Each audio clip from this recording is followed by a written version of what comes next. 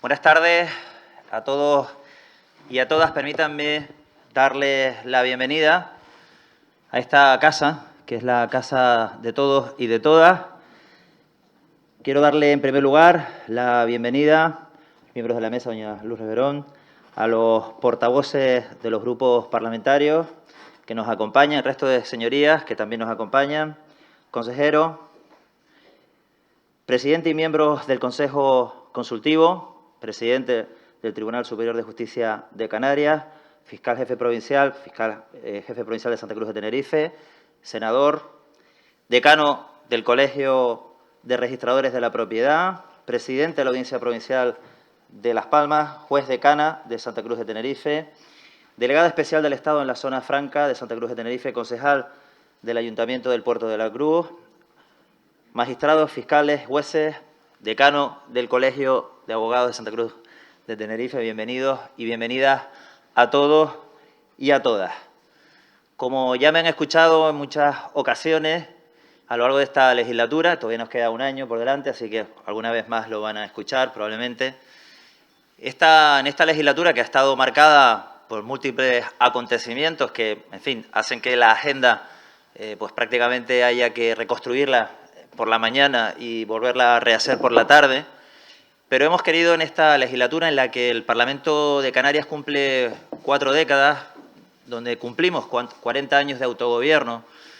Recordaremos que nuestro primer Estatuto de Autonomía se aprobó en agosto del año 1982. Queremos, por tanto, hemos pretendido que esta legislatura, el Parlamento se convierta en un lugar de encuentro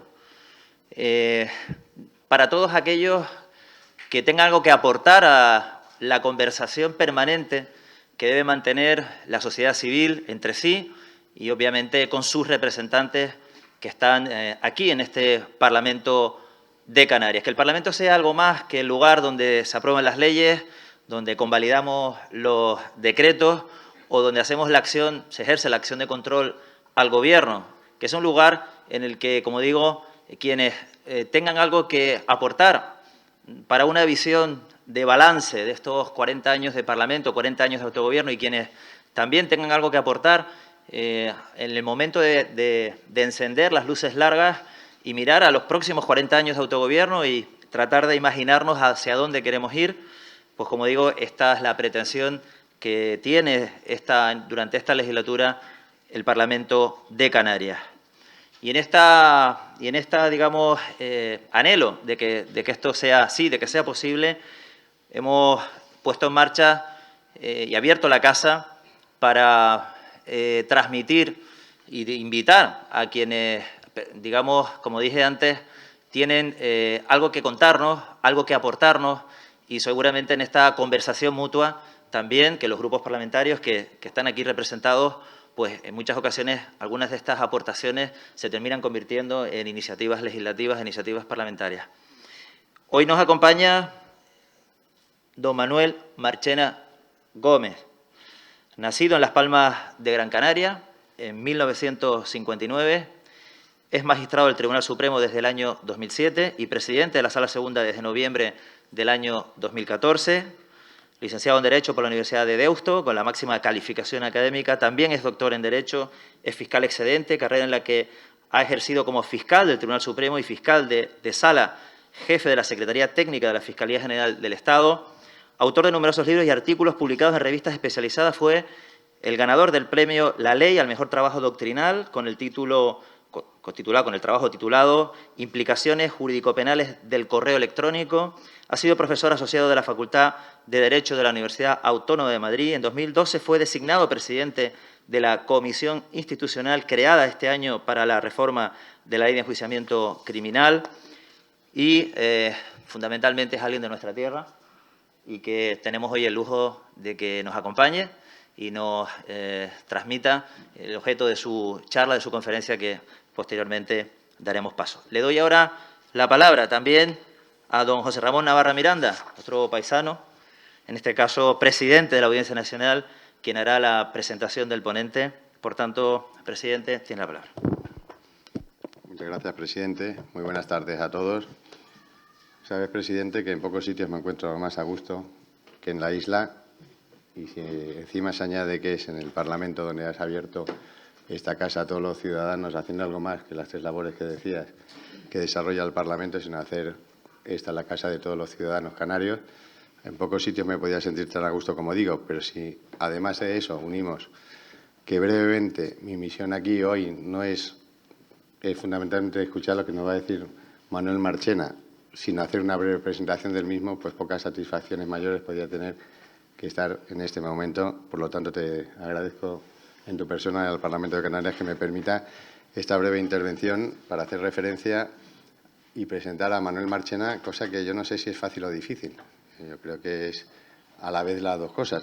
Es muy difícil presentarlo porque ya todo el mundo le conoce. Porque nadie deja de conocer a Manolo Marchena, no solo en el ámbito jurídico, sino en el ámbito social de nuestro país. Y es fácil porque es mi amigo. Y eso pues seguramente hace que lo que pueda decir esté teñido de esa amistad y de ese afecto, pero que hablar de un amigo siempre yo creo que nunca se puede rechazar. Como decía el presidente, Manolo nació efectivamente en Las Palmas de Gran Canaria en el año 1959. Estudió el bachillerato en el Ayun, en el Sáhara español entonces, donde estaba destinado su padre. Lo acabó, si no recuerdo mal, en Las Palmas de Gran Canaria, en el Colegio de los Jesuitas San Ignacio de Loyola, y estudió la carrera en Deusto, donde se licenció, como ha dicho también el presidente, obteniendo la máxima calificación que se pudiera obtener en estos estudios. El doctorado, naturalmente, lo hizo 10 años después, en el año 91, ya en la Universidad de La Laguna. O sea que hace que sea un canario universal, no solo para España, sino también dentro de nuestras propias islas. En el año 85 aprueba las oposiciones, ingresa a la carrera tanto judicial como fiscal, opta por ser fiscal y empieza a trabajar en la Audiencia Territorial de Las Palmas de Gran Canaria. Tiene sucesivos destinos en el Tribunal Superior de Justicia de Madrid y posteriormente una persona que está aquí y que yo creo que fue la piedra de toque y la que hizo que Manolo Marchena empezara a brillar, ya brillaba en Canarias, pero empezara a brillar a nivel nacional, me refiero a Eligio Hernández, se lo llevó a la Secretaría Técnica de la Fiscalía General del Estado. Allí realizó una labor absolutamente impagable. Saben que la Secretaría Técnica de la Fiscalía es donde se realizan las labores realizan las instrucciones, las consultas, responden a todo lo que tiene que ser, unificar dentro de la autonomía del Ministerio Fiscal cuál es la política criminal del Ministerio Público. Fue Eligio quien tuvo el acierto de llevárselo a ese destino donde brilló, como digo. Se fue a la Fiscalía del Tribunal Supremo y posteriormente fue fiscal jefe de la Secretaría Técnica. Y no es una cuestión baladí, fue el fiscal de sala más joven de la historia de España. En el momento que se le nombra fiscal jefe de la Secretaría Técnica, lleva aparejado el ascenso a la primera categoría de la carrera fiscal. Pues bien, Manolo, en otro de sus grandes hitos, pues fue el fiscal de sala más joven de la historia de España. Posteriormente accedió por el quinto turno al Tribunal Supremo, a la Sala Segunda del Tribunal Supremo, y en el año 2014 fue elegido presidente de la Sala. Renovado en el año 2014, por lo tanto, en pleno ejercicio de sus funciones. Hablar de lo que ha hecho jurisdiccionalmente Manolo Marchena yo creo que sería, eso sí, baladí, porque todos conocen la labor que ha hecho. La mayoría de los que están aquí son juristas y saben que la doctrina que imparte en su jurisprudencia, en sus sentencias, y que él hace que la impartan todos los magistrados de la Sala Segunda, pues ha dado un cambio radical en lo que es la jurisprudencia penal en nuestro país y su coordinación en algunos conceptos que hablaré un poco después, que es la modernidad y la transparencia. No solo ha sido y es magistrado de la Sala Segunda, presidente de la misma, ha tenido muchísimas actividades, algunas ya han sido adelantadas con pinceladas por el presidente. Efectivamente ha sido profesor universitario, ha sido en La Laguna. Ahora, curiosamente, de vez en cuando me lo encuentro en CUNEF, donde imparte clase también conmigo algunas tardes de las frías tardes de Madrid. Sigue dando clases, le sigue gustando la docencia y sí le digo que los alumnos de él, porque me consta, están absolutamente encantados no solo con lo que enseña, sino cómo lo enseña y cómo hace que una asignatura como el Derecho Penal guste al que en unos momentos no muy definidos está estudiando la carrera de Derecho. Él será seguramente también responsable de que muchos de los alumnos que están estudiando bajo su batuta en CUNEF y en otros cursos, pues sean penalistas y seguramente penalistas brillantes de nuestro país. Ha sido también, naturalmente, autor más de 100 obras, ni siquiera voy a hablar de ellas, más de 100 obras, unas colectivas, otras individuales. Siempre ha tenido, después de la reforma del Código de 1995, ha dedicado monografías a determinados artículos, al robo, la apropiación indebida, a diversos delitos, estableciéndonos lo que todos los que ejercemos el derecho penal, pues creo que es imposible dictar una sentencia sin leer lo que ha escrito en los libros, naturalmente bien en sus sentencias. Y ha sido, profesionalmente, esta es la carrera, y no voy a decirlo porque todo el mundo sabe lo que es profesionalmente Manuel Marchena, el aspecto humano del mismo yo creo que todavía, si es posible, engrandece la figura de Manuel. No en baladí, doctrinalmente le ha dado los premios que ha mencionado el presidente, pero tiene reconocimientos de todo y cada uno de los colegios profesionales que trabajan como coadyuvantes de la justicia. Desde el Colegio de Procuradores, la Balanza de Oro, los letrados del turno de oficio le dieron un premio que demostraba el afecto que le tenían por la labor que hace, fíjense, un presidente de la Sala Segunda del Tribunal Supremo, homenajeado y premiado por los letrados de oficio del Colegio de Madrid. Los graduados sociales, toda la prensa especializada, a CIJUR le dio también un premio, tiene un nombre curioso, creo que eran las puñetas de oro, ¿no? Es decir, es querido y es admirado no solo por los que le queremos, sino también por los que sin quererle, porque no han tenido suficiente roce con él, pues han tenido algún contacto con él mismo.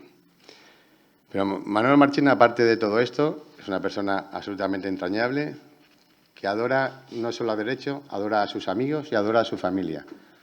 Es feliz con Sofía la grande, con Sofía la pequeña, con Manolo, y ahora ya es abuelo, hace unos meses, y a Manolo le ha cambiado bastante la cara cuando él se siente abuelo. Y ha querido no solo a sus amigos, ha querido también a los que han trabajado con él como funcionarios, han tenido algún contacto que no sea dentro de la carrera judicial o fiscal, pero sí en su función jurisdiccional. Se cuenta la anécdota de la bibliotecaria del Tribunal Supremo, que un día se jubiló como correspondía, y él quiso agradecerle la labor que había hecho porque hacía las crónicas anuales del Tribunal Supremo. Y le costó, pero no dejó en encontrar el teléfono de Luisina, creo que se llamaba, para darle las gracias, felicitarla y reconocerle el trabajo que había realizado durante esa época. Luisina dice que no dejó de sorprenderle una llamada del magistrado Marchena y que le agradeció en el corazón. Este es Manolo Marchena, que además, y yo creo que en eso sí quiero hacer especial hincapié, aunque sea breve, no solo es el magnífico jurista que conocemos, es un gran luchador por la independencia judicial. Y ha dado muestras de ello dictando sentencias y en el aspecto gubernativo y en su vida social. No se puede escindir la grandeza científica de Manolo con la grandeza personal y luchador por la independencia judicial que él ha aplicado todos y desde el primer momento en todas sus resoluciones jurisdiccionales y gubernativas. Y finalmente, ha sido también una persona absolutamente enamorada de la modernidad de la justicia. Yo he seguido ejemplo de él. En el famoso juicio del proceso, por ejemplo, pues lo que hizo fue que lo viera todo el mundo, en Lituania, en China, en Pekín y en directo. Ningún problema, transparencia absoluta. Se graban y se emiten en directo todos los juicios del Tribunal Supremo. O sea, ha sido un gesto no difícil en el aspecto técnico, puede que difícil en el aspecto social, pero que ha conseguido que la justicia en España sea un poco más transparente, un poco más comprendida por el ciudadano medio, por los periodistas y por todos aquellos que puedan tener o no con la relación de justicia. Y esa modernidad, esa independencia, que la ha plasmado durante su carrera, pues ahora mismo en las palabras que nos va a dirigir en unos breves segundos, pues naturalmente se ha planteado que la justicia cambia. No es lo mismo la justicia de cuando empezamos a trabajar en el ámbito jurisdiccional o fiscal hace unos 40 años ya, ahora. Ha cambiado radicalmente y lo hemos visto todos. Pues quizás ahora viene un paso más en ese avance sobre lo que es la modernización de la justicia. y es los retos que nos presentamos, y Manolo nos va a contar lo positivo, lo negativo y lo que nos espera en ese sentido. Naturalmente estoy hablando de la inteligencia artificial en el ámbito del proceso penal y responder a la pregunta, que es lo que creo que nos va a hacer el magistrado Marchena, nuestro querido Manolo, si vamos a hacer una justicia robótica. Con eso simplemente he querido dejar plasmación personal y pública del respeto, del cariño y el afecto que yo personalmente, estoy seguro que todos ustedes que están ahí, procesamos a Manuel Marchena. Muchísimas gracias.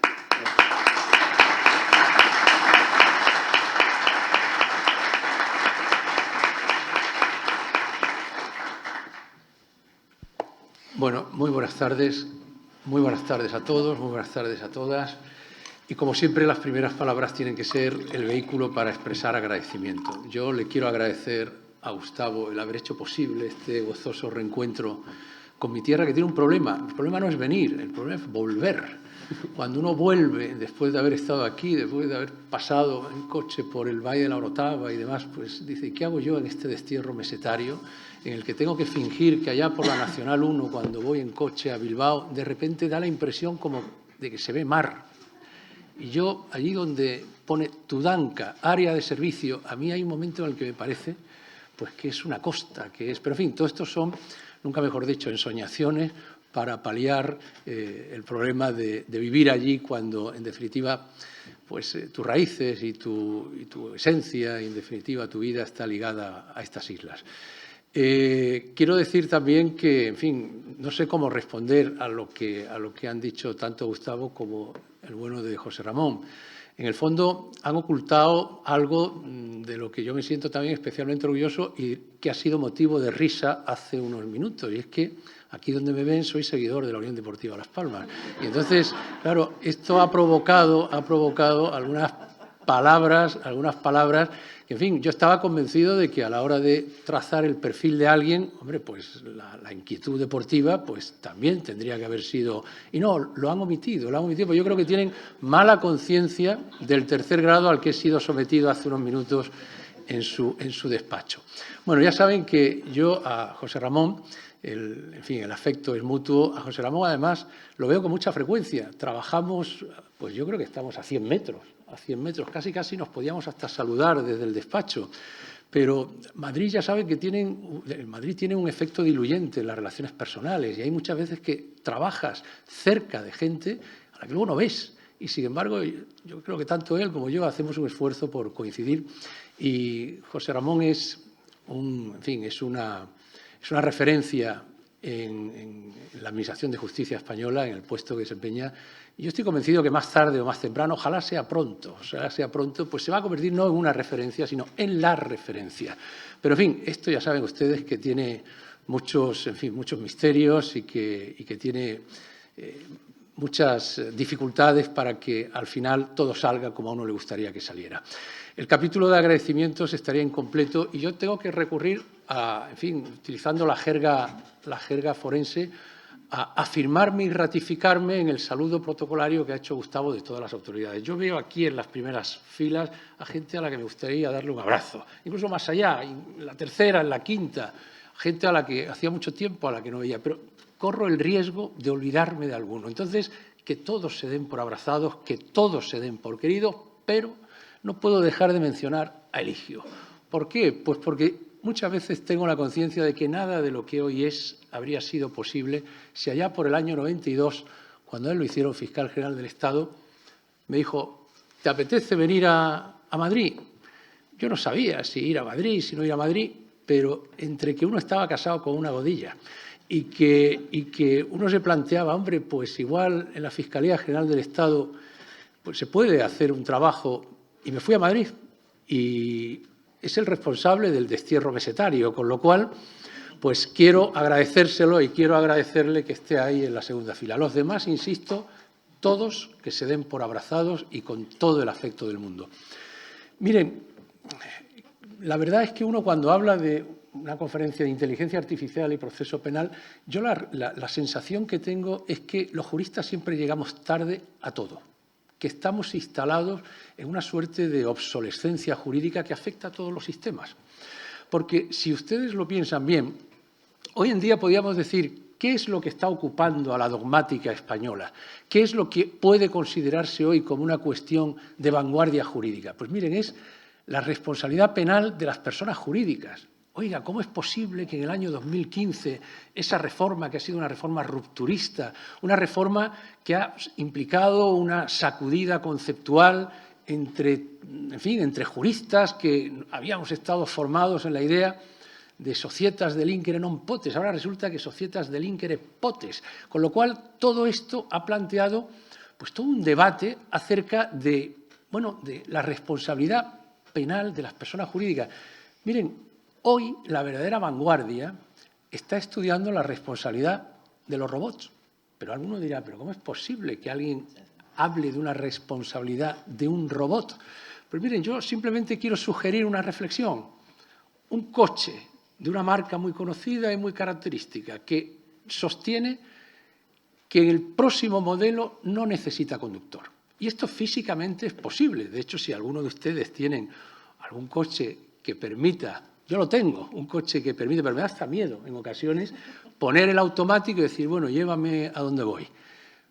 ¿Qué sucede en aquellas ocasiones en que por no atropellar lo que resulta que es un árbol que se ha caído y que identifica como un obstáculo muy grande, da un volantazo y atropella algo menor, que es una persona? Esto supongo que desde el punto de vista jurídico habrá algo que decir. Todavía no sabemos qué, pero algo habrá que decir. Pues mientras la dogmática, mientras los juristas le damos vuelta al problema de la responsabilidad penal de las personas jurídicas, hay quien se está preocupando de la responsabilidad penal del robot. Y esto llegará, no tengan ninguna duda que llegará. Aquí en España, ¿cuál es otro de los grandes debates que se están viviendo? ¿Quién debe instruir? Si los jueces, si los fiscales, que si la Fiscalía puede estar sometida a una presión, que si los jueces son los únicos que pueden garantizar un estatuto de independencia. Miren, en China se ha programado ya un robot que hace con un índice de acierto del 97% las calificaciones de los fiscales. Estáos tranquilos, que no se van a quedar sin trabajo. Yo tengo una hija que es fiscal, que trabaja en Ibiza, y me dice, padre, cuando ese robot lo vendan en Amazon, avísame, porque poder tener un robot togado que te permita hacer unas calificaciones con un índice del 97%, pues imaginen lo que esto puede representar. Pero, en realidad, hoy en día la doctrina, hay un sector, en fin, hay muchísimos autores, me pasa un poco como con las autoridades y los amigos a los que no tengo tiempo de nombrar, pero ya empieza a haber, hay aportaciones de Silvia Barona, aportaciones de autores como Nieve, Fenol, en fin, autores Tarufo, Bonsignore, que ya empiezan a preguntarse, Martínez Garay, son procesalistas que empiezan a preguntarse por qué implicación o qué impacto puede tener en el mundo del proceso penal lo que es precisamente la inteligencia artificial y la robótica. Miren, sería un insensato si yo intentara transmitir una definición de qué entendemos por inteligencia artificial. Incluso si aquí hubiera algún ingeniero, pues yo les sugeriría que se tapara los oídos porque diría, este tipo que está diciendo, eso no es la inteligencia artificial. Bueno, en realidad hay un sentido amplio de inteligencia artificial desde la perspectiva que a nosotros nos ocupa. Podríamos decir, ¿qué es la inteligencia artificial? Hombre, lo que permiten los algoritmos, lo que permiten esas secuencias de programación que precipitan un resultado. Bueno, podríamos decir, no, esto es la minería de datos, lo que permite un tratamiento automatizado de datos para crear una información estadística. También podríamos decir que es lo del lenguaje de aprendizaje de las máquinas, el machine learning que se está empleando cada vez de una forma más extendida. Bien, todo eso es inteligencia artificial en un sentido muy amplio. Pero si nosotros, desde la perspectiva que a nosotros nos interesa, pudiéramos decir, bueno, ¿y qué debemos entender? Insisto, desde la perspectiva del derecho del proceso penal, pues diríamos que es algo así como ese modo en el que determinadas aplicaciones informáticas, pues en un momento determinado procesan toda una información, es una información automatizada, es una información que vamos generando, es una información que a veces se genera de modo consciente, otros de manera inconsciente, pero que una vez debidamente tratada y una vez debidamente sistematizada, ofrece un resultado que cuando lo ves denota que es una respuesta inteligente. Es una respuesta inteligente al problema que queríamos plantear, que puede ser fuera del ámbito de la justicia, un jugador de ajedrez que le gana al campeón del mundo. Pero el problema no es si se puede diseñar una máquina que le gane al campeón del mundo de ajedrez. El problema es qué hacemos con la inteligencia artificial, con la robótica y con el derecho, con el proceso penal. Bueno, pues evidentemente nuestro sistema jurídico, al que antes he tildado de obsolescente, de un sistema jurídico que tiene una apariencia de vanguardia, pero que se está quedando atrasado y que no está dando respuesta a los problemas que se nos están enfrentando, pues, sin embargo, de alguna manera sí hace un uso de la inteligencia artificial, pero es un uso instrumental. O sea, si alguien dice, oye, el proceso penal no se usa, no se emplea, no se utiliza inteligencia artificial, pues diría, hombre, sí. Desde la reforma de la Ley Orgánica 15/2003, pues indudablemente ahí, pues miren, la Guardia Civil, la Policía utiliza como autorización judicial GPS, utiliza sistemas de interceptación de la tarjeta, de la numeración IMSI, de la numeración email, de la dirección IP, utiliza sistemas de registro remoto de ordenadores, no el Pegasus, registro remoto de ordenadores autorizados judicialmente. Todo esto ya campea en la investigación penal. La investigación penal de hoy no tiene nada que ver con la investigación penal que concibió en su día Alonso Martínez cuando elaboró la Ley de Enjuiciamiento Criminal. Esto es así de evidente y así de sencillo. Pero el problema no es este. A lo que yo quisiera no dar respuesta, sería una insensatez metodológica por mi parte, decir que yo voy a dar respuesta a los problemas que plantea la inteligencia artificial en el mundo del proceso penal. Yo quisiera transmitir para su reflexión una serie de cuestiones. Miren, no se trata, insisto, de si debemos o no debemos dar una acogida a los mecanismos, a los instrumentos de inteligencia artificial como precisamente eso, como vehículos técnicos para la investigación, sino hay que ir a dar respuesta a algo mucho más sencillo. ¿Podemos sustituir al juez por un robot? ¿Sí o no? Esta es la clave. Esta es la clave. Y yo les puedo decir que, miren, en China, los chinos, como antes acabo de comentar, han inventado, esto suena a chiste, yo me acuerdo que mi padre me contaba un chiste cuando era pequeñito, que siempre, y además me hacía caer una y otra vez, me decía, ¿sabes, hijo? Los chinos han inventado un coche que funciona con una pila. Y decía, una pila, y estoy hablando hace 40, 50 años, bueno, más, cuando yo era un niño, imaginen. Y decía, ¿pero cómo? ¿Que funciona con una pila? Y dice, sí, con una pila de chinos empujando detrás. No, esto no vale como ejemplo. Esto era una broma que me hacía mi padre y yo volvía a caer cada vez que echaba gasolina. Me decía, joder, si tuviéramos el coche que han inventado los chinos, ¿y qué es, padre? ¿Qué es? Un coche funciona con una pila. Bueno, los chinos han diseñado un robot, además lo ha diseñado la Fiscalía de Shanghái, funciona perfectamente. Han diseñado, un robot que funciona perfectamente y que ha sido el fruto de 5 años de estudio de cómo actúan los fiscales chinos en la Fiscalía de Shanghái y han examinado 17.000 escritos de acusación. Y han llegado a la conclusión de que se puede formular, y de hecho así está sucediendo, se puede formular acusación con un índice, como antes he comentado, del 97% de acierto. Yo creo que el 97% de mis compañeros fiscales que están aquí dirán, joder, pues ya acierta el chino, porque hay muchas veces que no es fácil en un trabajo del Ministerio Fiscal tener ese índice de acierto.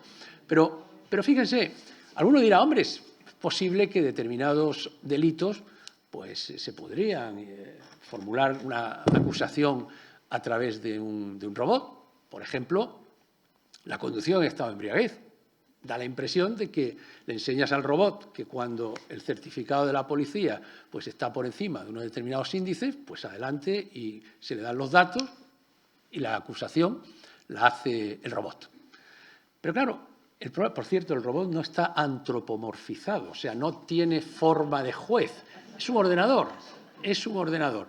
Pero claro, uno dice, estamos yendo más lejos, porque no solamente hace conducciones en estado de embriaguez, identifica hasta 8 delitos distintos: lesiones, fraudes, estafas, falsificación de documentos y, por supuesto, este tipo de delitos que es de criminalidad de bagatela, de conducciones en estado de embriaguez, etcétera, conducciones temerarias y todo lo demás.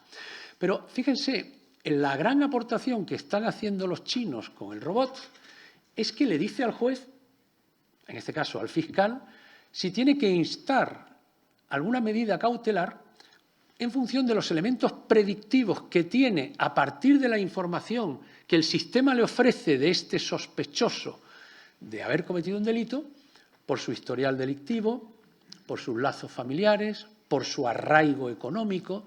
Todo esto se lo dice al robot y se lo dice sin margen de error. Se lo dice sin margen de error.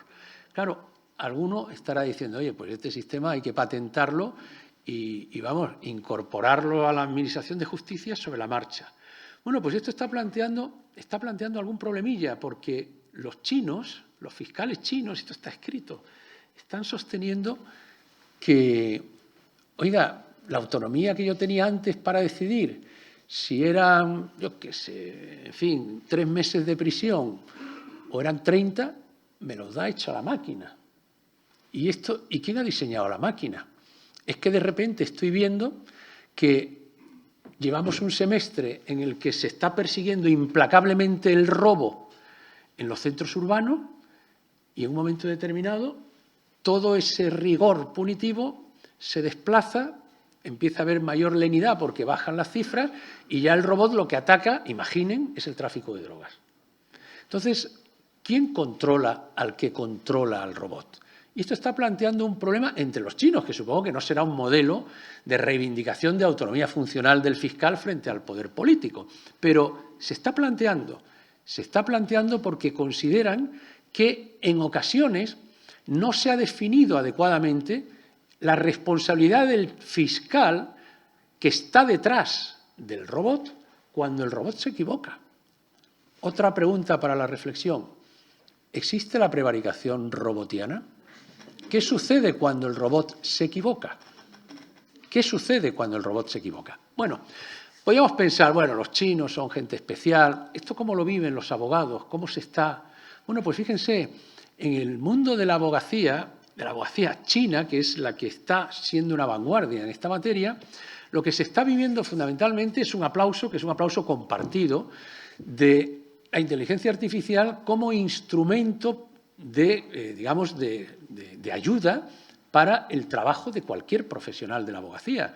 Hoy en día no hace falta irse a China para conocer, aquí en España, cualquier base de datos tiene lo que llaman jurismetría, que ponemos, en fin, el nombre de cualquier juez y sale perfectamente el índice de ocasiones en que rechaza la acusación del fiscal, si es muy riguroso en la aplicación de la pena, si es menos riguroso, índice de imposición de costas por temeridad, todo eso te lo hace ya la inteligencia artificial y esto es un manejo que puede ser especialmente útil, que está siendo especialmente útil para la abogacía.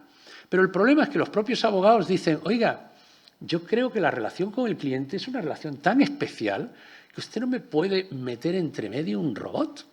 Y no solamente un robot, sino que es que hay muchísimas ocasiones en que yo quisiera conformar a ese robot en una acusación distinta a la que va a salir implacablemente como consecuencia de la información y no puedo hablar con él. Oiga, ¿y la labor como abogado de mediación? ¿Por qué el problema cuando se plantea lleva a una solución de estas características?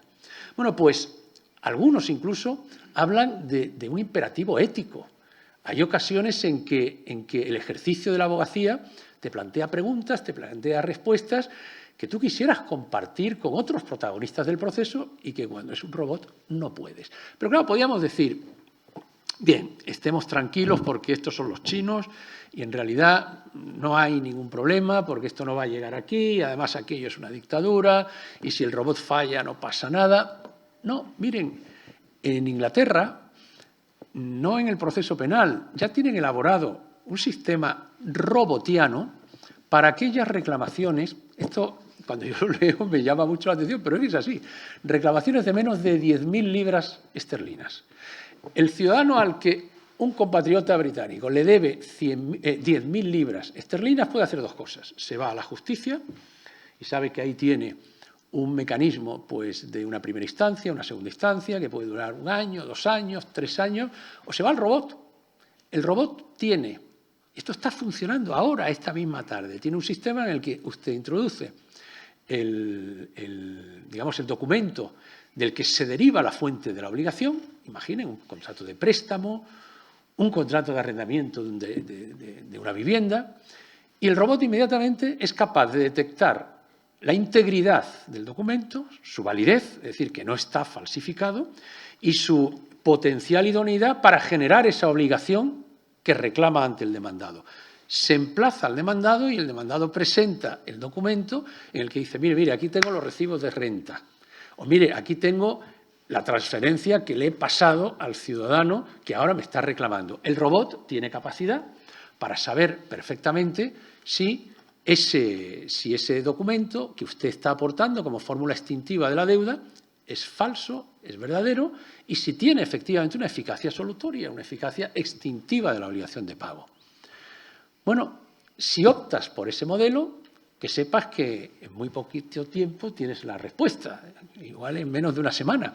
Tienes el inconveniente de que no tienes apelación porque no hay robots más listos que otros, ni puedes decir allí donde había un robot ahora pones a 3 y que sumen su inteligencia artificial. Pero esto está funcionando ahora mismo en Inglaterra. Pero diríamos, bueno, es que los ingleses ya saben que son muy especiales, no son como los chinos, pero bueno, también tienen su singularidad, van por la derecha. No, miren, un país tan poco conocido, por lo menos para mí, como Estonia. Estonia es uno de los países, quizá por el número de habitantes que tiene, por el deseo de marcar una vanguardia, que en todo lo que es administración electrónica y en todo lo que es inteligencia artificial van a la auténtica vanguardia y han hecho un plan estatal de inteligencia artificial y lo que están haciendo actualmente, inspirado un poco en el modelo británico, no el modelo chino, en el modelo británico, es permitir una reclamación, un monitoreo de estos que diríamos, una reclamación rapidísima en única instancia para aquellas demandas que no superen los 10.000 euros. Ya está bien, que son 10.000 euros.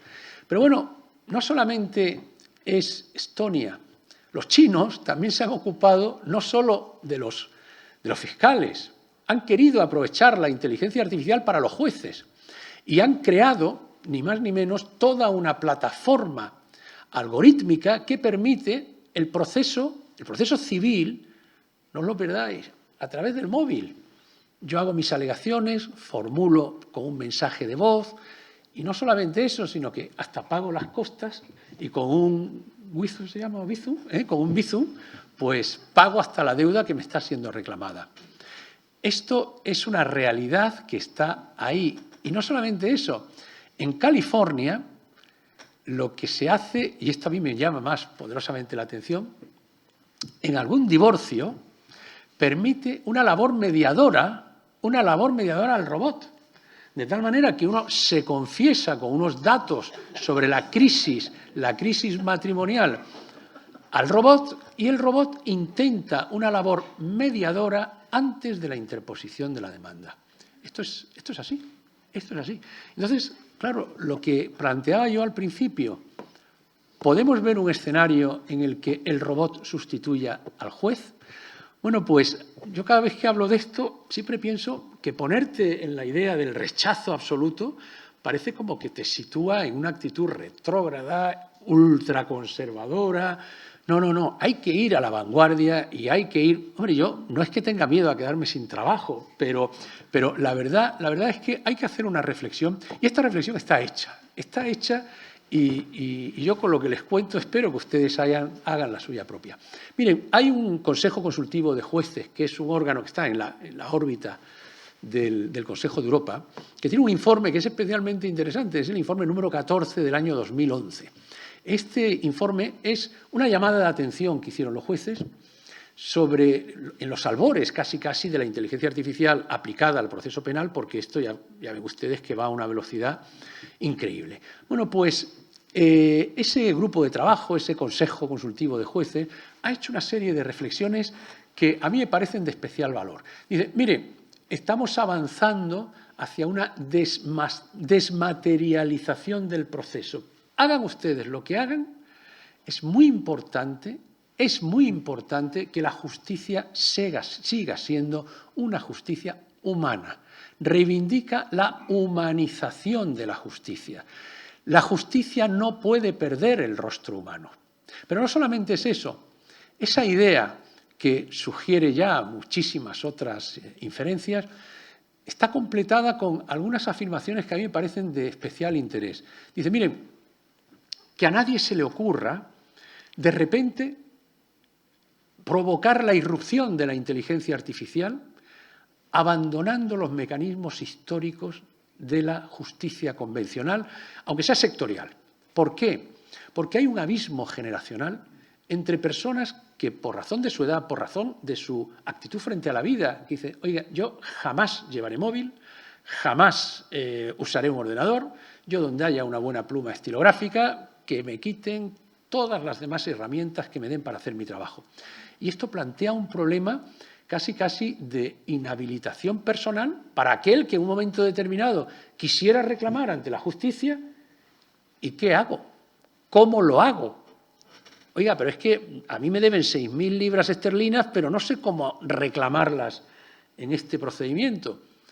Por eso, esa llamada de atención es especialmente interesante, porque el ritmo galopante al que se van sucediendo estos avances tecnológicos nos está provocando pues, que haya una generación que se está quedando, digamos, en un estadio en el que está siendo inhábil. Miren, yo hace muy poco fui al banco, tenía que hacer una firma, tenía que administrar mi insolvencia personal y de repente había una cola de personas, iba a decir mayores de edad, pero eran de mi edad, o sea, de muchas personas, de personas mayores, y de repente estaban todos haciendo cola y lo que hacían era, con el teléfono en la mano, decía, hombre, don fulano, conocían al empleado, tenían una ventanilla específica, conocían al empleado, ¿hoy qué hacemos? No, quiero mandarle a mi hija una transferencia. A ver, la clave. Iban con la aplicación bancaria y el empleado hacía la clave, bueno, doña fulana o don fulano, hasta la próxima, venga, hasta luego, siguiente. Ya tenían el móvil, la clave, ¿qué quiere usted? No, yo quiero hacerle una transferencia. Y te dabas cuenta de que había una generación que tiene problemas para incorporarse a todos estos mecanismos de inteligencia artificial. Yo creo que hay situaciones en las que, y alguno tendrá ejemplo, nuestros padres no saben encender la tele, porque tiene 2 mandos. Y si pones Movistar, se te cuelga Netflix, y si pones Netflix, se te cuelga Movistar. Y no solamente es esto, sino que con esto de la vivienda domótica, poner la calefacción tiene su historia, porque hay que decírselo a Siri. Entonces, claro, todo esto está provocando una reflexión, que me parece una reflexión muy positiva, decir, oiga, usted tiene que mantener durante muchos años las 2 plataformas de reclamación de la tutela judicial de tus intereses, porque lo que no puede hacer es dejar atrás a una generación que por una u otra circunstancia va a ser una generación de segunda división porque no ha podido incorporarse a los adelantos tecnológicos. Habla también ese informe casi de unas implicaciones sindicales. Vayan ustedes al juzgado de la Orotava hoy y díganle al señor que está ahí, espere que le voy a traer el robot. Entonces dice, oiga, un momento, que yo llevo 40 años en la Administración de Justicia, no me diga usted ahora que yo voy a tener que ponerme a trabajar de esta manera, con este criterio, que puede haber incluso un rechazo por parte de todos aquellos funcionarios, que no son solamente los funcionarios, son jueces, son fiscales que están acostumbrados a una metodología de trabajo que voltea el sistema de inteligencia artificial. ¿Qué sucederá, por ejemplo, si fuéramos a ese escenario en el que todo es inteligencia artificial? ¿Qué sucederá en aquellas ocasiones en las que dices, tengo que pedir una comisión rogatoria y, hombre, si la pido a Bruselas, pues igual allí tienen instalados los sistemas adecuados, pero ¿el formato y el lenguaje informático es el mismo? ¿Me van a entender? ¿No me van a entender? Y si en realidad quiero pedir la extradición al Camerún, ¿cómo lo hago? ¿No tengo ya un sistema que me permita pedir extradiciones no mecanizadas? Entonces, todo esto está provocando una suerte de problemas que están siendo abordados en la Unión Europea, de hecho, y en Naciones Unidas, pero fíjense la fecha, es de 16 de diciembre de 2020, es la resolución de Naciones Unidas sobre inteligencia artificial y su aplicación a la justicia, 2020.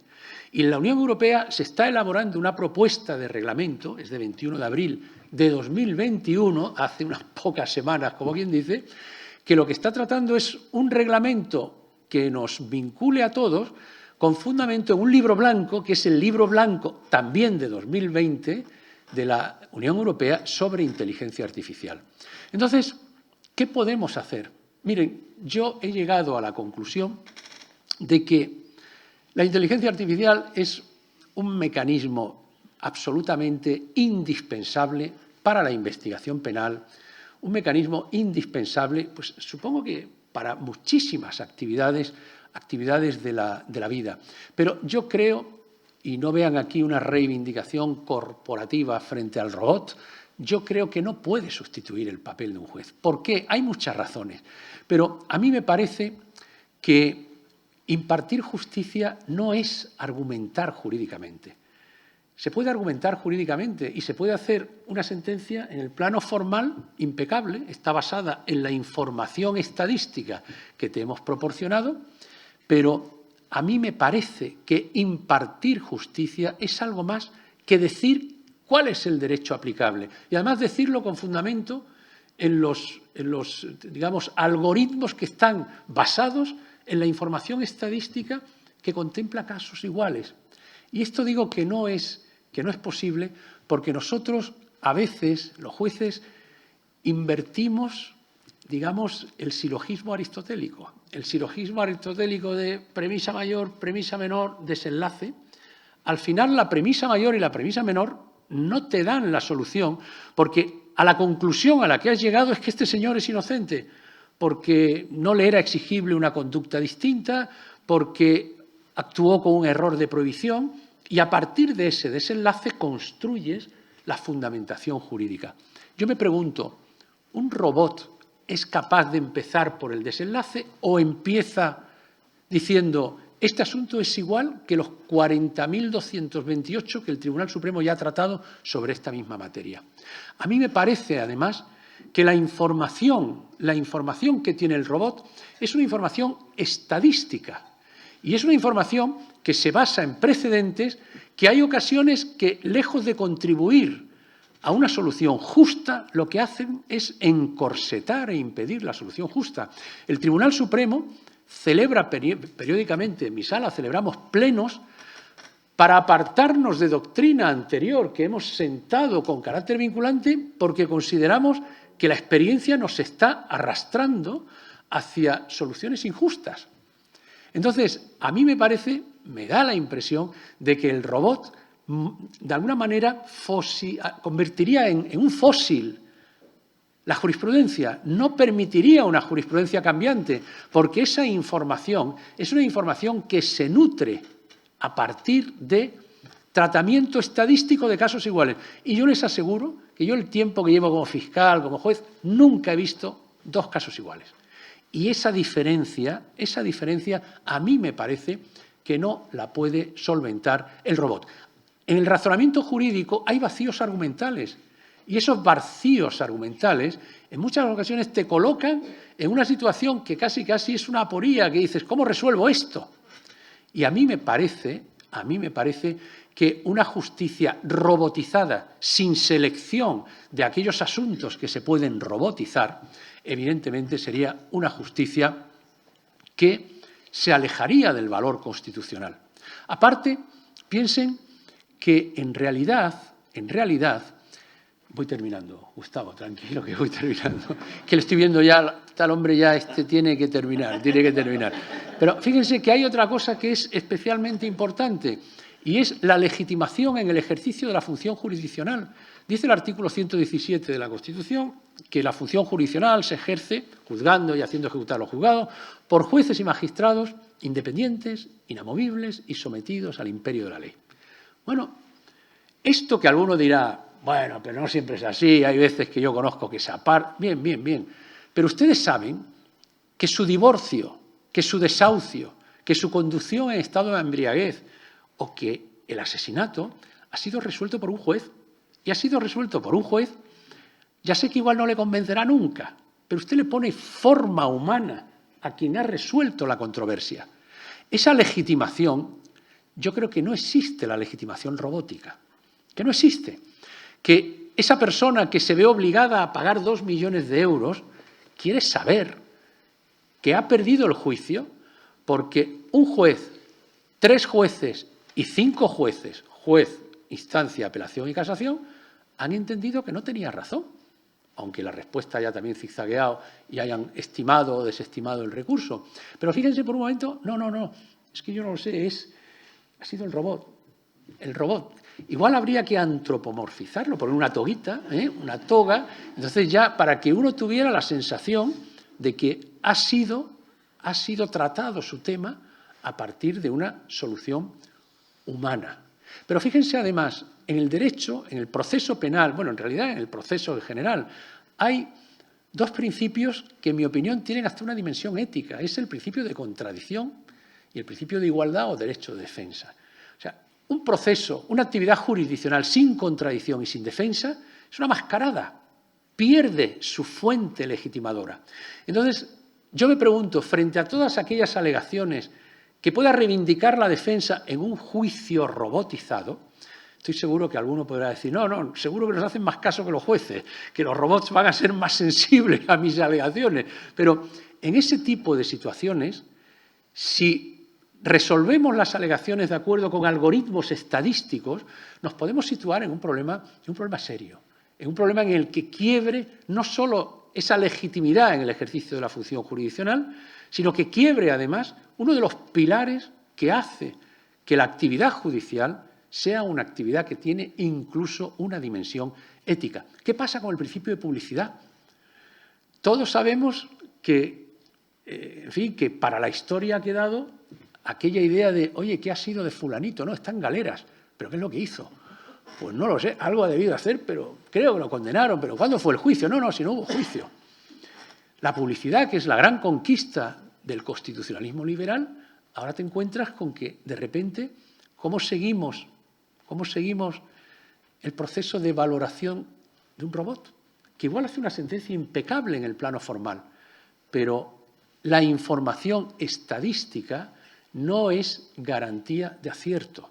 Y yo creo que por más que digamos que el robot ejerce función jurisdiccional, el derecho, la justicia, es algo más que el iuris dictio, que dictar el derecho aplicable. Y esto a mí me parece y me sitúa en una posición contraria a una deshumanización de la justicia. Cosa bien distinta es que utilicemos la inteligencia artificial como instrumento y que en algunos casos, sí pueda hacerse un uso más, digamos, más audaz de la inteligencia artificial. Por ejemplo, en la fase de ejecución de las sentencias. El saber si una persona es solvente, que se hace a través de requerimientos a registros públicos, todo eso puede estar automatizado. El saber si se ha extinguido o no se ha extinguido la deuda, si se tiene o no antecedentes penales, esa fase podía estar más robotizada. Pero, por supuesto, siempre con el visto bueno o con, en fin, o con el tampón que el juez en un momento determinado le da a la solución de la máquina. Creo incluso que, por no dar una imagen, en fin, casi prehistórica de oposición, hombre, alguna criminalidad de bagatela, la de la conducción en estado de embriaguez, pues yo creo que sería perfectamente posible. Los desahucios, también cuando se está discutiendo solo si me ha pagado o no me ha pagado, pero siempre sería necesario, en mi opinión, que de entrada el robot estuviera programado para que cuando alego una cuestión que convierte en complejo el desahucio, que al principio parece que solamente era cuestión de de discutir si se debía o no se debía dinero, pues eso que vaya a un juez de verdad. Pero, insisto, todos estamos cautivados por la inteligencia artificial, pero ojo que con el paso del tiempo podemos llegar a una situación en que echemos de menos incluso a los jueces. ¿Quién nos lo iba a decir? Muchas gracias. Nada más.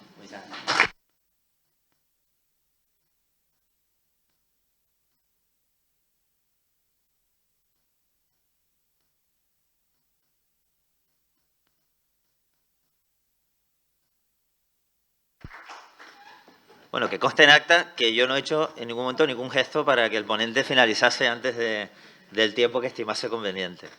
Ahí hemos facilitado, creo, unas cartulinas, unas tarjetas para poder formular preguntas. No sé si hay alguna formulada, si no, le daremos la palabra a quien lo desee. Mientras me confirman si hay o no, si no, pues abrimos un turno de preguntas.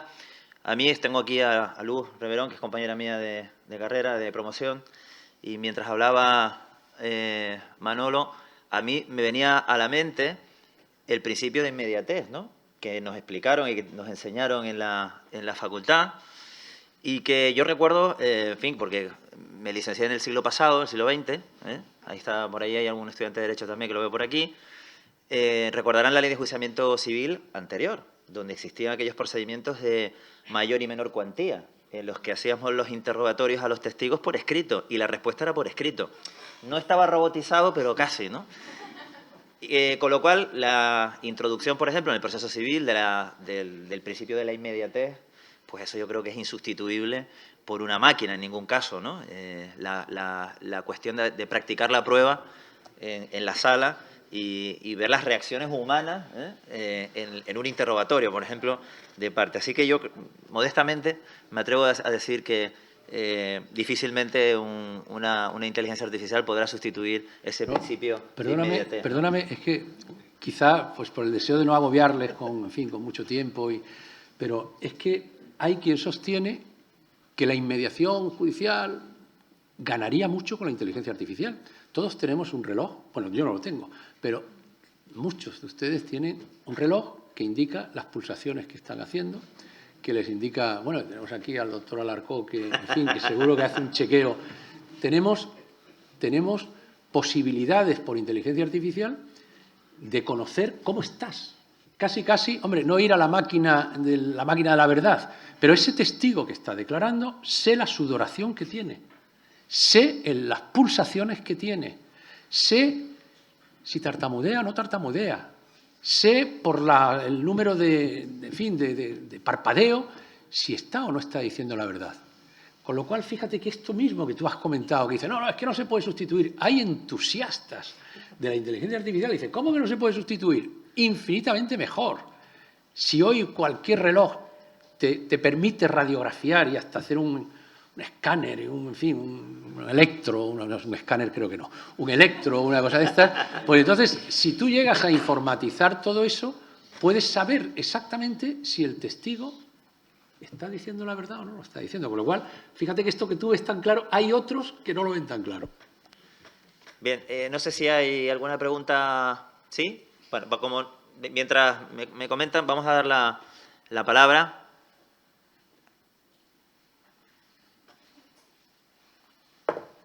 Un momento, que creo que hay un micro. Adelante.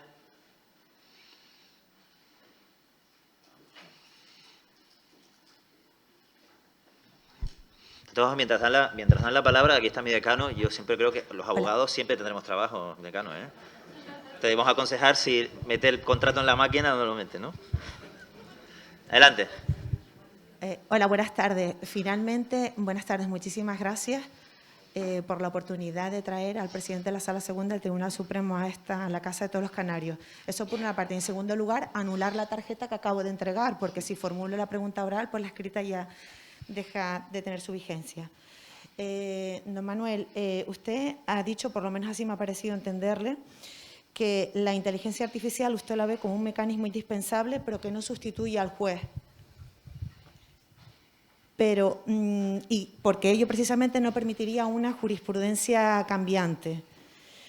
pero finalmente no está el jurista, aquel especialista detrás del robot. Y en ese caso, como usted comentó, me pareció entenderlo al principio, y en ese caso no habría un órgano de apelación, no podría existir un órgano de apelación formado por personas que apelaran, casaran una resolución en un primer momento robotizada. Y la segunda cuestión y última, legitimación robótica. Usted decía que no existe, pero finalmente la legitimación robótica no es una legitimación. Muchísimas gracias y buenas tardes. Muchas gracias. Hay varias cosas. Yo, cuando digo que no me siento o no me muestro entusiasta, o entusiasta en el estudio sí, o en el análisis y todo esto, pero en su aplicación de la robótica, por lo que puede implicar de una jurisprudencia cambiante, lo que quiero significar es que se fosiliza un robot que dictara sentencia con fundamento en una información estadística sobre asuntos que ya se han resuelto, impediría la evolución hacia una nueva jurisprudencia que quisiera superar los problemas que se hubieran detectado con esa información estadística. Para el robot, sin embargo, sería un éxito resolver un asunto determinado de acuerdo con la forma o con la metodología con la que se han resuelto 1.500 iguales que él. Pero el problema está en que hay ocasiones en que hay que cambiar. ¿Y eso quién lo detecta? ¿Quién lo detecta? Lo que hablas de la apelación, evidentemente todo esto está un poco, en fin, en la pura especulación dogmática, académica. Entonces, yo no sé, esa idea de la apelación del robot por 3 jueces, o sea, esa especie de convergencia entre inteligencia artificial, inteligencia natural y tal, pues tampoco me parece especialmente sugerente. No me parece especialmente sugerente. Pero bueno, y en cuanto a lo de la legitimación, yo creo que la legitimación robótica por sí sola no da una solución, porque de acuerdo, lo ha hecho un robot que no se suele confundir o que incluso no se confunde en el 97% de los casos. Pero oiga, es que a mí no me han dejado explicar como me habría gustado explicar, y aunque, en fin, he hecho el matiz a lo que antes ha comentado Gustavo, que el juez me viera la cara, que viera que yo no le estaba mintiendo, que estaba reivindicando una solución justa. El problema, María José, es, ¿no? Pues el problema, María José, es que ya habíamos pactado la pregunta que me quería hacer para el lucimiento. El problema fundamental, y de todas maneras lo que sí hemos pactado es que si la pregunta es muy difícil, la responde José Ramón, ¿eh? O sea, que esto no se crea, no intenten cazarme, que lo responde José Ramón. No, pero el problema fundamental es que, otro dato para la reflexión, oiga, habría que modificar la Constitución, porque la justicia se administra en nombre del rey por jueces y magistrados inamovibles, independientes y responsables. No se administra por robots. Estos son, insisto, esto es un escenario que además avanza a un ritmo tan galopante que la verdad las preguntas son preguntas a las que las respuestas casi son olfativas. Y entonces el problema fundamental es este. Yo creo que la legitimación robótica, no, es que te lo ha hecho un robot y punto, eso por sí solo no vale. Por sí solo no vale. Oiga, ¿quién ha programado a este robot? ¿Habrá ocultado el programador? ¿Le habrá ocultado información sobre precedentes que yo conozco y que, sin embargo, no han aflorado en el proceso de consolidación del algoritmo? Entonces, la legitimación robótica por sí sola, esto cualquiera que entrara ahora y nos viera hablar de legitimación robótica, pero esta gente de qué está hablando, ¿no? Pero en cualquier caso, creo la pregunta es muy interesante, pero creo que todas las respuestas son válidas y que en el fondo lo que hacemos es intentar dar soluciones, pero a un problema que todavía no se nos ha manifestado en toda su dimensión, pero que está dando ya sus primeros pasos. Muchas gracias. Creo que hay algunas preguntas más que están por tarjeta y hay alguna pregunta más. De todas maneras, no me quisiera ver en el papel del consejero que tiene que dotar de ordenadores a esos juzgados, ¿eh, consejero? No quisiera yo hay que hacerlos con forma humana, Está en su papel. Pues sí, tenemos una pregunta de uno de los asistentes, don José Antonio Duque, que pregunta lo siguiente. Dice, ¿no parece necesario regular de forma coherente la cuestión prejudicial del contencioso administrativo ante el proceso penal? Yo necesito 2 años para estudiar eso. No, vamos a ver, la cuestión prejudicial, y nosotros hemos tenido que plantearla en nuestra sala ya 2 veces, la cuestión prejudicial es, en fin, es uno de los retos que representa el ejercicio de la función jurisdiccional en un espacio europeo. Y desde el punto de vista jurídico, sobre esto sí hay mucha jurisprudencia del Tribunal de Justicia de la Unión Europea. Esto sí está muy estudiado por la doctrina administrativista. Otra cosa es que, en fin, dijéramos, ¿y por qué en lugar de una cuestión prejudicial ante el Tribunal de Justicia de la Unión Europea, que también plantea muchos problemas? Sobre todo, en el Tribunal Supremo se está viviendo, más que nada por la Sala de lo Civil, la idea de que una forma de eludir, digamos, la influencia de la jurisprudencia en materia civil a la hora de dictar sentencia es per saltum plantear una cuestión prejudicial, porque históricamente, en la primera formulación del 177 bis del tratado de hace mucho tiempo, pues del Tratado de la Unión, pues lo que permitía la cuestión prejudicial era al órgano judicial que cerraba la instancia. Ahora, sin embargo, cualquier juzgado puede plantear una cuestión prejudicial.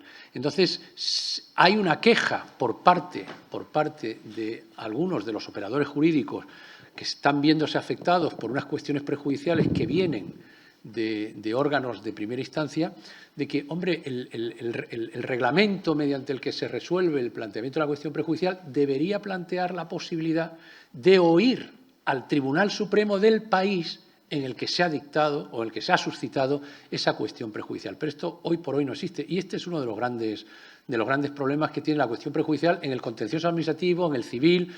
Cuando se plantea una cuestión prejudicial porque se entiende que una determinada norma de la Unión o una determinada interpretación que se está dando es contraria precisamente a esa norma de la Unión, hombre, el Tribunal Supremo dice, déjenme explicar a mí por qué lo interpretamos así.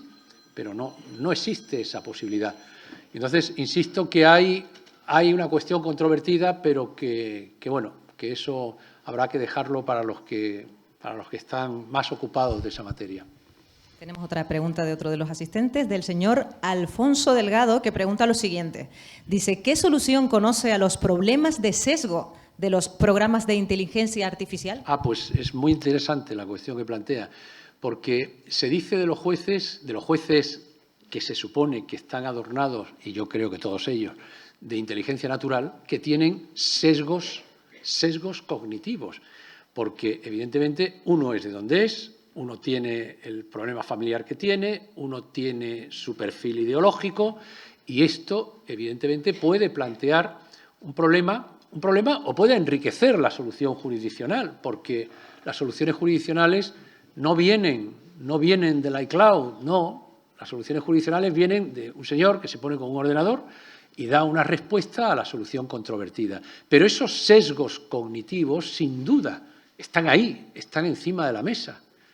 Pero el problema, como plantea quien ha formulado la pregunta, es que esos sesgos cognitivos se han suscitado en robots. En robots. ¿Por qué?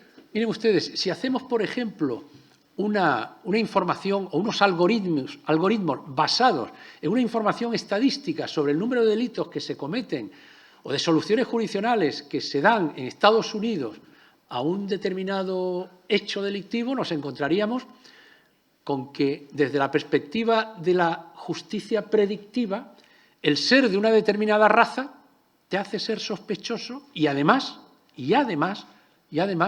te hace ser merecedor de una medida cautelar privativa de libertad. ¿Por qué? Porque yo tengo una información estadística que me dice que una persona de tu edad, que procede de este barrio, que ha sido condenada en varias ocasiones por el mismo delito, está sometida a un peligro, a un riesgo infinitamente mayor. Y ya el robot dice, hay que acordar la prisión. Pero el problema está en que no solamente se han detectado, esto es absolutamente verídico, está escrito, sesgos cognitivos o predefinidos, algorítmicos, por parte del robot, sino que es que sesgos, digamos, raciales, sino que también machistas. ¿Por qué? Pues por la sencilla razón de que lo que se maneja es una información estadística. Y esto es lo que yo quería comentar, que no es lo mismo decir el derecho aplicable a este supuesto concreto, que el derecho aplicable a este supuesto a partir de una estadística que me viene dada. Entonces, hay ocasiones en que se han detectado sesgos que obligarían a una reprogramación de los algoritmos. Ustedes imaginen lo que les he comentado antes en relación con delincuencia en determinadas zonas de Estados Unidos. Imaginen pues, la violencia de género y la acumulación estadística que puede estar programando un algoritmo que conduzca a una solución del caso concreto. Ese peso de la estadística es un peso que puede definir un sesgo positivo o negativo, no lo sé, pero que está ahí. Entonces, por eso he terminado diciendo que igual íbamos a echar de menos a los jueces que vuelvan, por favor, que vuelvan, porque la máquina dicta derecho, pero impartir justicia no es dictar el derecho. Impartir justicia es algo más.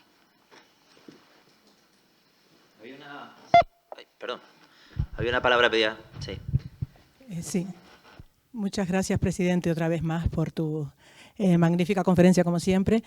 Más que una pregunta, una reflexión y muy rápida. Y por empezar por el final, siento decepcionarte, pero va a haber un algoritmo que consiga una evolución de la justicia en base a la evolución de la sociedad casi igual que la sala de pleno de la sala de lo penal, porque eso es la inteligencia artificial, va a lograrlo todo. La cuestión, más allá de ese planteamiento, porque la inteligencia artificial ha llegado para quedarse, lo mismo en la medicina que en la justicia, es que es el paradigma de la democracia, que el 117 de la Constitución empieza diciendo la justicia emana del pueblo. Y por tanto, a mí me parece que de lo que se trata es de que los poderes públicos recuerden que la justicia emana del pueblo y se imparte en nombre del rey por jueces y magistrados. Y que es una cuestión de decisión. Porque si no es así, ya hay muchos científicos que advierten que la inteligencia artificial puede lograr que desaparezca el ser humano. Y no lo dice lo dicen grandes científicos. El día que los robots no nos necesiten, podrán hacernos desaparecer. Entonces se trata de que de verdad los dirigentes y los poderes públicos entiendan el valor de la justicia, no solo, por supuesto, quienes la imparten, para establecer que es la base de la democracia, la división de poderes, por supuesto, y la impartición de la justicia por seres humanos hacia seres humanos.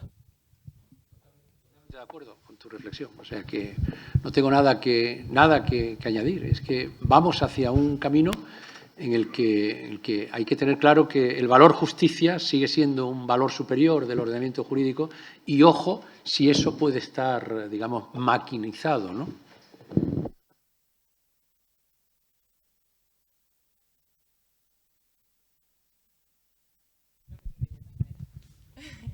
Buenas tardes. Bueno, yo soy abogada. Yo creo que la inmediatez es absolutamente imprescindible. Creo que, de hecho, una situación como hemos vivido ahora de la pandemia y el uso de las mascarillas ha supuesto que un determinado aspecto en la inmediatez se haya perdido, como es la fase de la boca. Y, por tanto, considero que la inteligencia artificial nunca podrá sustituir a un juez. Pero voy más allá. ¿Quién legitima al programador? Porque, claro, estamos hablando de que se programe a un robot. ¿Y quién legitima a ese programador? Esas variantes que utiliza. ¿Quién lo va a supervisar? Esa es la pregunta. Yo creo que el consejero, la consejería es la que... No, este es uno de los grandes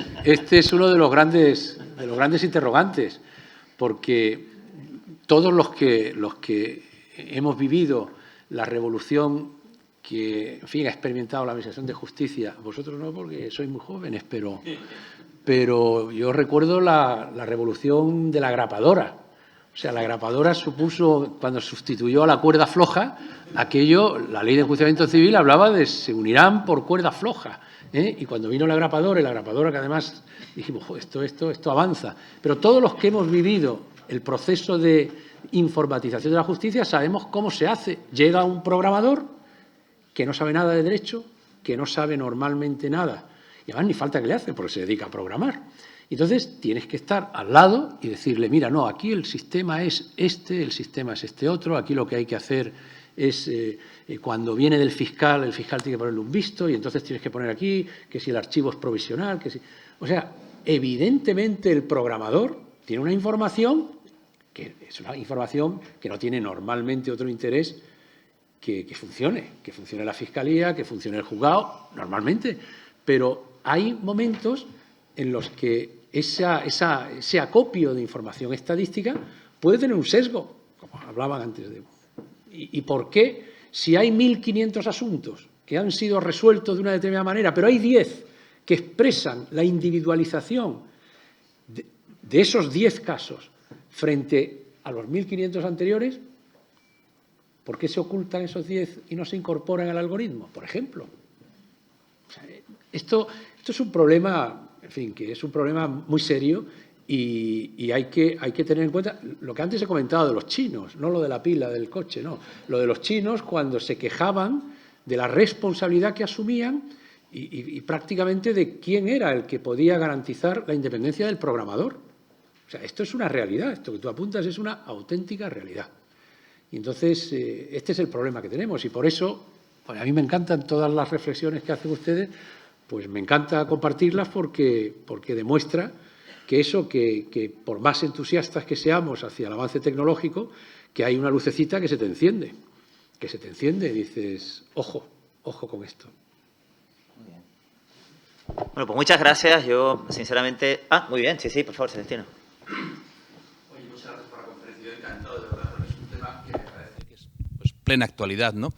Y yo creo que dejando al margen la denominada reserva de humanidad, pero también me gustaría enfocarlo desde otro punto de vista.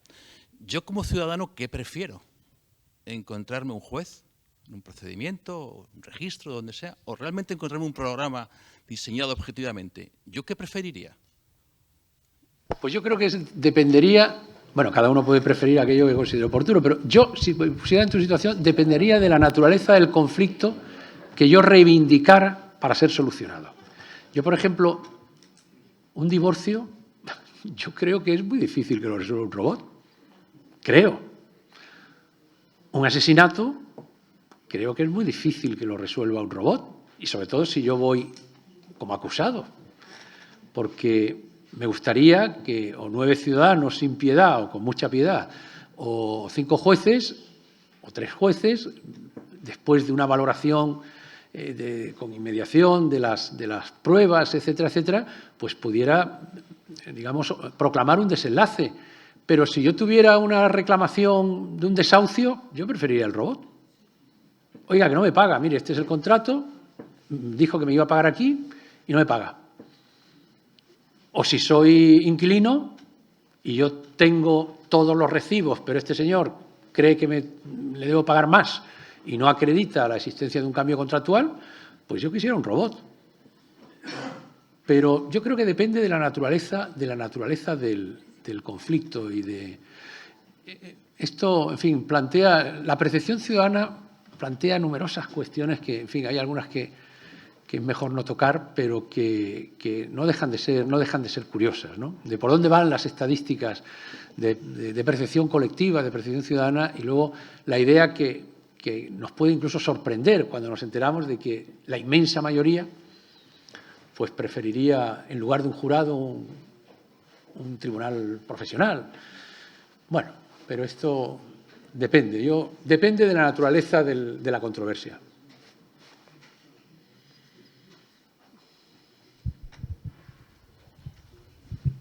Buenas tardes, excelentísimo señor Marchena. Soy Leticia Delaida, del Cuerpo Jurídico Militar. Y mi pregunta está relacionada con la posibilidad de volcar en el juicio oral las pruebas que pudieran obtenerse a través de estos sistemas de inteligencia artificial. Pues, por ejemplo, este tipo de pruebas de alcoholemia o demás que pudieran haber sido valoradas por una máquina. ¿Cómo se podría realizar eso? Si a través de un peritaje que pudiera verificar pues, una cadena de custodia, o qué problemas podría plantear pues eso, trasladar ese tipo de pruebas que ha realizado pues, un robot al acto del juicio oral. Muchas gracias. Muchísimas gracias. Bueno, yo en principio el problema que le veo es que todo lo que se genera como acto de prueba en el proceso tiene que ver el filtro de la contradicción y la defensa. Entonces, en principio, más que someter a una pericial, yo sencillamente me parecería mucho más fácil que a partir de un informe de alcoholímetro que no estuviera impugnado, la acusación sale por sí sola. O sea, le metes los nombres del conductor y le incorporas el resultado del alcoholímetro y la acusación, y aquí hay varios fiscales, saben que sale por sí sola. Incluso, fíjate, si hubiera algún mecanismo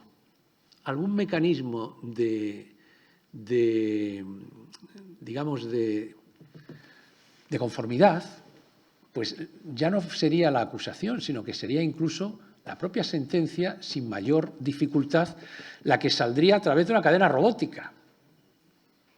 Pero lo que está claro es que todas las pruebas que se quieran incorporar a un proceso en el momento en el que sean cuestionadas, evidentemente necesitan sin ninguna duda el filtro de la contradicción y la defensa.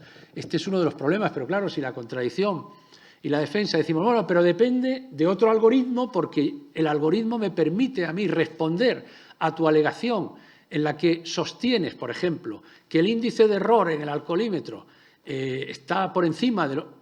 Y yo ya puedo programar el robot para que me diga, no, mire usted, el índice de error estadísticamente solo se contempla en... Entonces, depende a dónde queramos llegar, pero todo acto de prueba tiene que estar filtrado por contradicción y defensa. Por cierto, luego quisiera comentarte una cosa.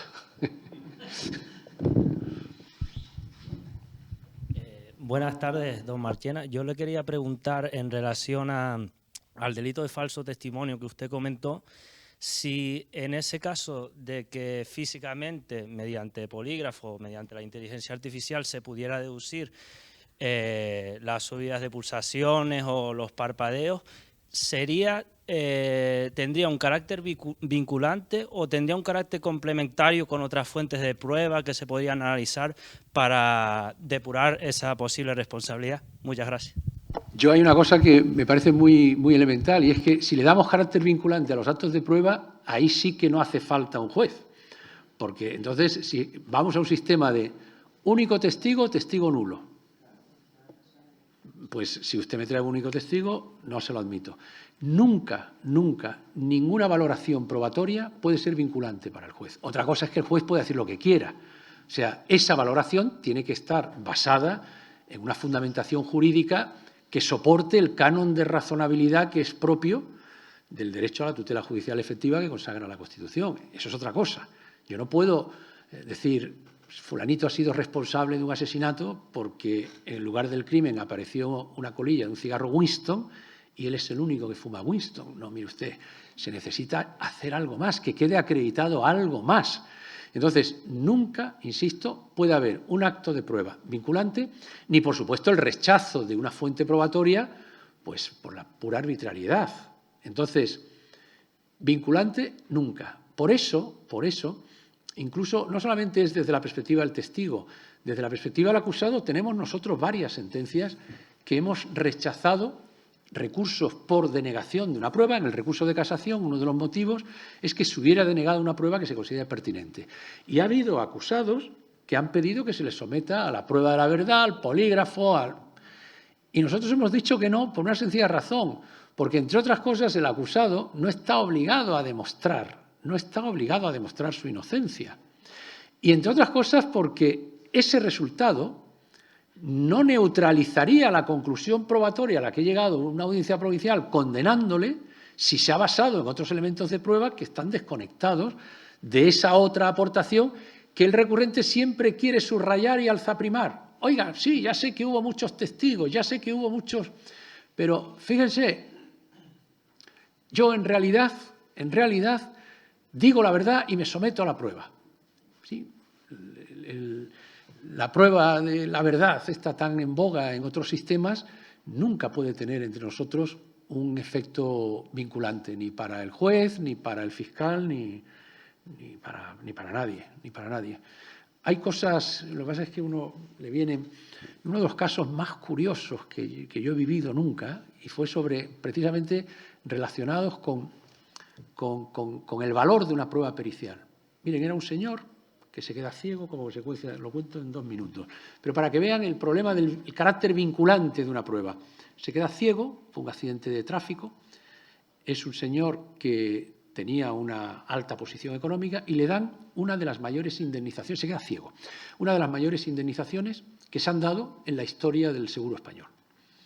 Entonces, un buen día, han pasado unos años, en una de las rectas que hay por España, se ve que hay un coche que va pues a 180. Lo para la Guardia Civil, le pide la documentación y es el señor que era ciego y va a 180. Entonces, inmediatamente, la empresa va con su pareja al lado. La empresa aseguradora le interpone una querella por estafa, porque considera que se le ha engañado con su ceguera. Y entonces, en ese juicio, todo dependía de una prueba pericial para ver si era o no era ciego. El argumento que él daba en el juicio era el siguiente: mire, yo soy ciego. Lo que sucede es que sé que aquí hay una recta. Su mujer tenía un BMW y quiso evocar la época en la que él conducía. Entonces le dijo a la mujer: déjame, se puso en la recta y se puso a 180. Este era el argumento que empleaba él para justificar que seguía siendo ciego. Esto no estoy contando ninguna batalla, esto es un hecho probado de una sentencia. Entonces, la prueba consistía en un dictamen del mejor catedrático de retina de no sé qué de Barcelona, que trataba de demostrar ese grado de ceguera. Entonces decía: mire, por un ojo es ciego. Si yo le digo, cuantifíqueme qué probabilidades hay de que efectivamente no vea por ese ojo, 100% ciego. Y por el otro, pues mire, por el otro 99% de que sea ciego, porque en la literatura científica hay un caso, uno, en el que la prueba que provoca un efecto reflejo, insisto que si hay algún médico que no se carcajee de lo que yo estoy explicando, pero la prueba que provoca un efecto reflejo que no controlas, hay un caso en la literatura médica de una persona que después de muchos ensayos consiguió ocultar su ceguera, o por lo menos parte de su ceguera. Pues miren, esto es un ejemplo. ¿Y qué hacemos? ¿Le damos mucho valor a esa prueba? ¿O este señor estuvo, incluso creo que la compañía de seguro hasta había intentado buscar conexiones con algún familiar que fuera oftalmólogo y pudiera entrenarse para esa prueba para engañar a la máquina? ¿Sí? Bueno, al final fue absuelto. O sea, fue absuelto del delito de estafa porque se partió de la base de que no había quedado acreditado que no era ciego. Bueno, quiero decir esto para poner el epílogo, con un poco el poder de la máquina, el poder de la prueba pericial, el poder de la presunción de inocencia y todo lo que puede suscitar una charla de estas características. Pues si no hay más preguntas, yo simplemente quería manifestar que es un auténtico privilegio haber podido compartir mesa con el presidente de la Audiencia Nacional, con Manolo Marchena, que nos ha dado una charla que yo creo que sobre todo nos invita a la reflexión y a pensar, ¿no? Que al final, a base de ir introduciendo, digamos, reflexiones, pues a todos los que estamos, mayoritariamente veo juristas entre el público, no digo que todos lo sean, pero mayoritariamente pues nos invita también a hacer una reflexión sobre las cuestiones que nos ha planteado. Como digo, un privilegio, un honor y, bueno, quedamos, por tanto, se clausura este acto, no sin antes hacerle entrega a don Manuel de este recordatorio, de este detalle, por su presencia y por su visita al Parlamento de Canarias en este año que cumplimos 40 años de Estatuto de Autonomía. Muchas gracias.